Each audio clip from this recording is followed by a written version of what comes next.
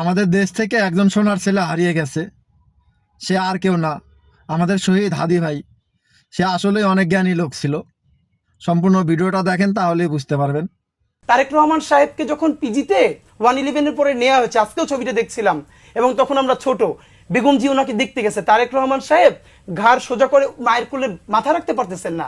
একজন মায়ের সামনে সন্তানকে পিটানো হচ্ছে, পরের সন্তানটাকে অলমোস্ট হত্যা করা হয়েছে, সবকিছু নাই হয়ে গেছে। কি পরিমাণ ওনারশিপ দেশ, মানুষের প্রতি কমিটমেন্ট থাকলে তিনি বলেন এই দেশ ছাড়া আমার আর কোনো জায়গা নেই, আমি আর কোথাও যাবো না। আমাদের তো এখন রাজনৈতিক মুরব্বী বলতে একজন বেগম জিয়া, এবং যে কোনো ক্রাইসিস তৈরি হলে আমার ধারণা উনি কাউকে যদি ফোন করে চা খেতে বলেন, এমন কোনো দল নাই যে মুহূর্তের মধ্যে সেখানে হাজির হবেন না। দেখেন, এখন কিন্তু বিএনপি, জামাত ইসলামীর স্বাভাবিকভাবেই পলিটিক্যাল যেই মানে চলছে, তাদের মধ্যে ঝগড়া বিবাদ আছে। কিন্তু আমার মনে আছে যে এইটা আমার চোখে ভাসে, সাইদি সাহেবের যখন রায় হলো, তখন 2 দিনে 153 জন মানুষকে পাখির মতো গুলি করে হত্যা করা হলো। কিন্তু জামাত ইসলামীর নেতা বেগম জিয়া তখন সিঙ্গাপুরের ট্রিটমেন্টে ছিলেন। আমার স্পষ্ট মনে আছে, উনি ট্রিটমেন্ট কমপ্লিট না করে উনি বাংলাদেশে ব্যাক করলেন। বিএনপির স্থায়ী কমিটির সদস্যরা ওনাকে বিমানবন্দরে ফুল দিয়ে বরণ করতে গেলেন, উনি গ্রহণ করলেন না। এসেই উনি অফিসে ব্রিফ করলেন, হরতাল ডাকলেন, এবং উনি প্রথম বললেন গণহত্যা চালানো হয়েছে বাংলাদেশে।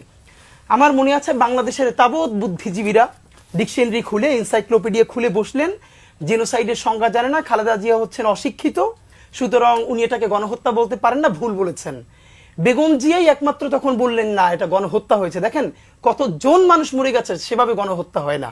আপনি কিভাবে কিল করেছেন প্যাটার্নের উপরে গণহত্যা হয়। এই যে সাইদি সাহেবের ব্যাপারে, এবং এরপরে আমি আজকে মনে পড়ে যে কাদের মোল্লা সাহেবের যেদিন রায়টা হয়েছে, খন্দকার মাহবুব হোসেন উনি ইন্তেকাল করেছেন, বাংলাদেশের সব থেকে প্রথিতযশা আইনজীবীদের একজন, যিনি বিএনপির বড় নেতা ছিলেন। বেগম জিয়া ওনাকে নিজে ফোন করে বলেছেন যে সর্বোচ্চ সাপোর্ট দেওয়ার জন্য, এবং কাদের মোল্লা সাহেবের ফাঁসি যেই রাতে হওয়ার কথা ছিল সেদিন একদিন পিছিয়ে গিয়েছিল। তখন ব্যারিস্টার আব্দুর রাজ্জাকের সাথে খন্দকার মাহবুব স্যার প্রধান বিচারপতির বাসার সামনে রাত্রির দাঁড়িয়ে আছেন, সেই নিয়ে আবার কাগজপত্র নিয়ে। কি ভয়ার্ত চেহারা! বেগম জিয়া সারা রাত জেগে সে খবর নিয়েছেন, এটা আমরা তখন জানতাম যে। এবং আপনাকে এটা আমি একটা বলতে চাই যে দেখেন, ওনার মধ্যে যেটা সব থেকে ব্যাপার, মাতৃত্ব সুলভ আচরণ মধ্যে, এটা আমরা শিবিরের বড় ভাইদের কাছ থেকে শুনেছি যে একবার একটা বড় মুভ করার জন্য শিবির প্ল্যান করছিল, ছাত্রদল শিবির মিলে ক্যাম্পাসে একটা বড় মুভমেন্ট করবে আওয়ামী লীগের বিরুদ্ধে। খুবই রিস্কি ছিল, কিন্তু উপায় ছিল না। তো বেগম জিয়া শুনে তারপরে দেখেন, মানে অবাক করবার মতো যে উনি ওনার শুধু দলের এবং এই বাচ্চাদেরকে কি পরিমাণ ওন করেন। উনি উঠে বললেন যে করতে পারলে ভালো হইতো, কিন্তু আমার ছেলেরা মনে হয় পারবে না, ওদের জীবন ধ্বংস হয়ে যাবে। ছাত্র দলের ছেলেদের কথা বলছিলেন যে এই রিস্কে যদি ওরা ফেল করে যায় তাহলে ওদের জীবন ধ্বংস করে ফেলবে। তো এই জন্য আপনাকে বলা, এবং আজকে 1997 সালে বিবিসি বাংলা একটা ইন্টারভিউ করেছিল বেগম জিয়ার, এটা এখনো ইউটিউবে আর্কাইভে আছে। তো আমি সবাইকে বলি যে বাংলাদেশে যারা নতুন পলিটিক্স করতে চায়, আমি অন্তত 100 জনকে আমাদের বন্ধুদেরকে বলেছি এই ইন্টারভিউটা যেন শোনে। উনি তখন বিরোধী দলীয় নেত্রী, বিবিসি বাংলা তাকে প্রশ্ন করছে যে ভারত বিরোধিতাই কি একমাত্র আপনার বা বিএনপির রাজনীতি? বেগম জিয়া উঠে বললেন, আমরা ভারত বিরোধিতা করি, কি বলেছে? আমি বাংলাদেশের রাজনীতি করি, স্বাধীনতা সার্বভৌমত্বের কথা বলি। বাংলাদেশের স্বার্থের কথা বলতে গিয়ে যদি কোনো দেশের বিরুদ্ধে যায়, সেটা আমার কি দোষ? এবং শেখ হাসিনা 2008-এ নির্বাচিত হয়ে প্রথম যখন ইন্ডিয়া সফরে গেল, তখন বেগম জিয়া বললেন যদি দেশের জন্য ভালো কিছু করা হয়, আমি একদম শব্দটা ধরে বলতে পারি, তাহলে স্বাগত জানাবো। যদি কোনো ষড়যন্ত্রের চুক্তি করে আসা হয়, পথে কাঁটা বিছিয়ে দেব।